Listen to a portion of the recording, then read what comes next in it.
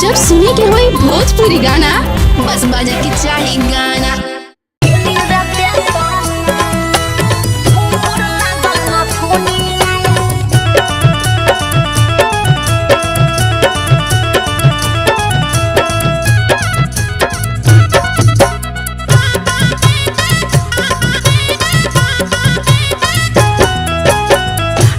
हर बात शादी सुनो भैया के हमारा ले होले तना ए राजा नई हर बात शादी सुनो भैया के हमारा ले होले तना ए राजा सोनावा के घुंघुर लागल न थुनिया या सजनवा अरे किनी रे देतना ए राजा सोनावा के घुंघुर लागल न थुनिया या सजनवा और किनी रे देतना।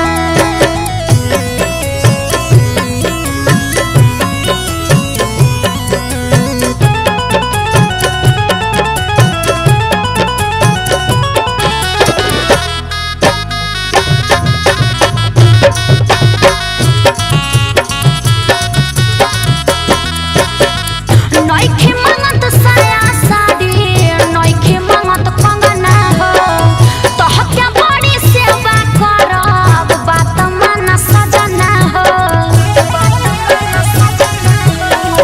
नइखे मंगत साया साड़ी नइखे मंगत कंगना हो तोहके बड़ी सेवा करब बात मन सजना हो।